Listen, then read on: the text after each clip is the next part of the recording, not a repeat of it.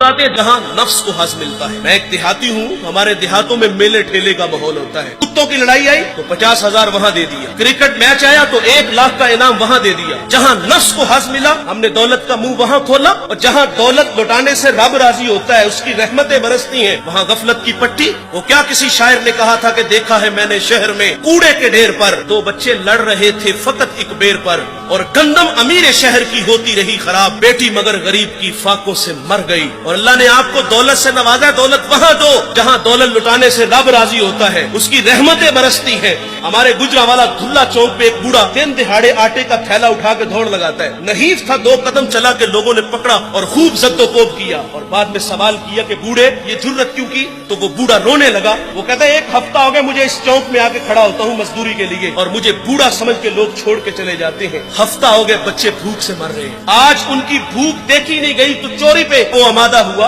اور دولت جہاں لٹاؤ۔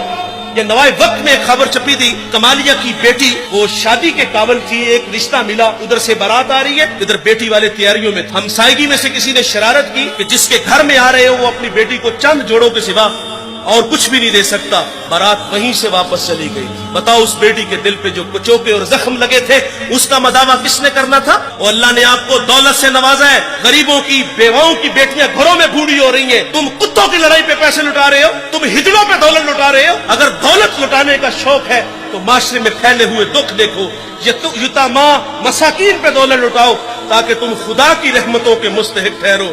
لیکن دولت وہاں دی جہاں نفس کو حظ ملا۔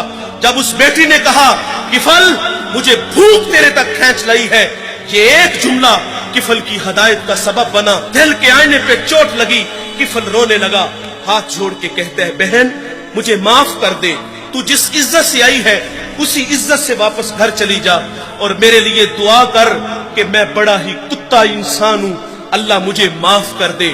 وہ بیٹی گھر چلی گئی اور ادھر تقدیر کا قلم چل گیا، اسی رات کفل کو موت آ گئی۔ صبح ہوئی تو زمانے نے کفل کی دیوار پہ یہ لکھا ہوا پڑا تھا کہ اللہ نے کفل کو معاف کر دیا ہے۔ وہ معاف کر کے راضی ہوتا ہے۔ بھائی کوئی بندہ مرنے سے پہلے آ جائے ہاتھ جوڑ کے کہہ دے کہ یا اللہ آج کے بعد گناہ نہیں کروں گا، یہ اس کا وعدہ ہے کہ جو میری چوکھٹ پہ 2 آنسو لے آتا ہے میں اس کے گناہ کو لوح محفوظ سے مٹا دیتا ہوں۔